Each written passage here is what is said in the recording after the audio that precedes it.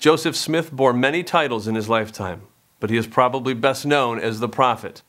His many prophecies both warned and inspired his followers. Here are a few of the many prophecies of Joseph Smith.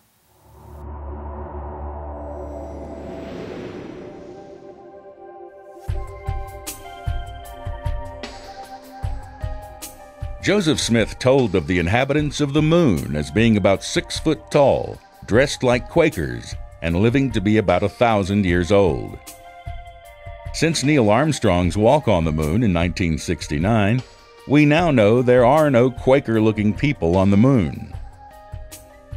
Later, Brigham Young further expanded on Joseph Smith's idea by stating the sun was inhabited.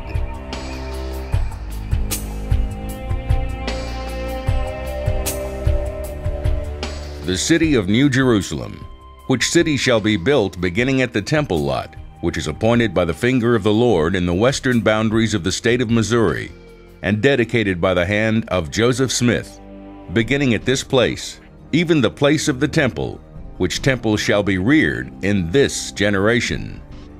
It's interesting because Jesus spoke prophetically about the temple in Jerusalem, and he said that there won't be one stone standing on top of another. In other words, these beautiful buildings that you see here will be completely destroyed, which of course happened after Jesus' death in AD 70.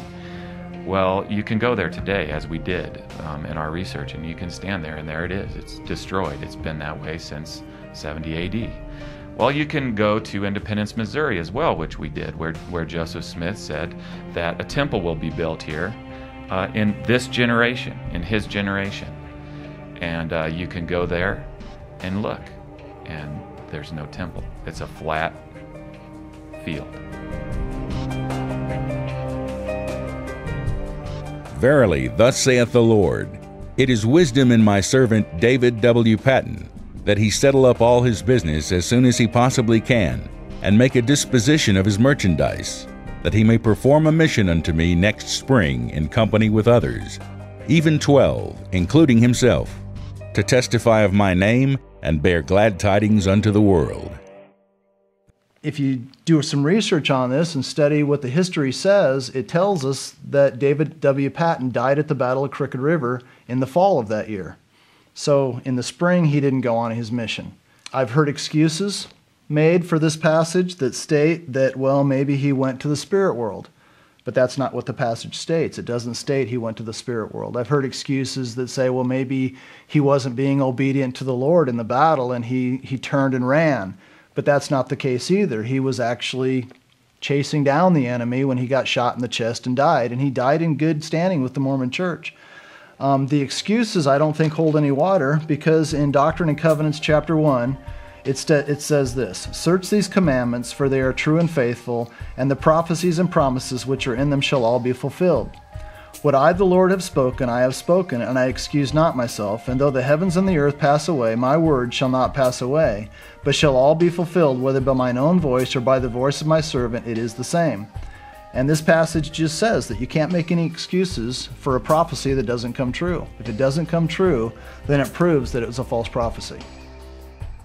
Even if a person does have a prophecy or a vision that comes to pass, God warns in Deuteronomy chapter 13, if there arises among you a prophet or a dreamer of dreams, and he gives you a sign or a wonder, and the sign or the wonder of which he spoke to you comes to pass, saying, let us go after other gods, which you have not known, and let us serve them.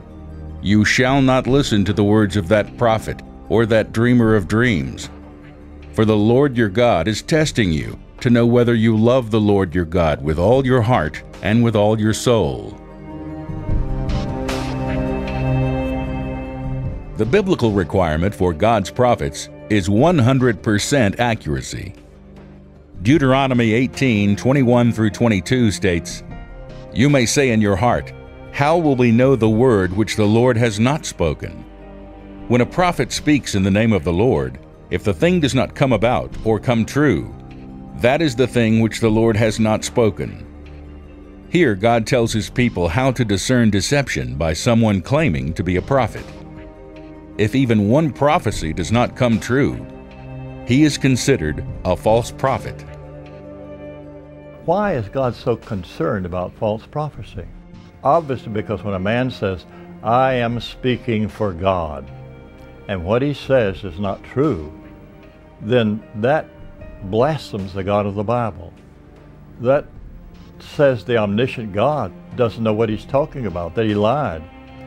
So therefore, God cannot have anyone who says, I'm speaking for God, give a false prophecy representing him.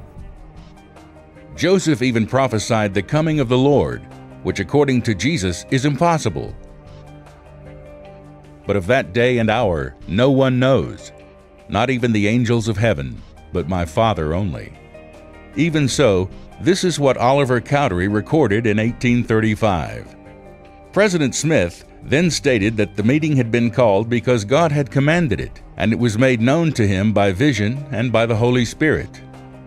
It was the will of God that they should be ordained to the ministry and go forth to prune the vineyard for the last time, for the coming of the Lord, which was nigh, even 56 years should wind up the scene. The 56th year passed in 1891. Remember, it only takes one false prophecy for a man to be a false prophet. There are over 300 prophecies concerning the life, mission, death, and resurrection of the Redeemer.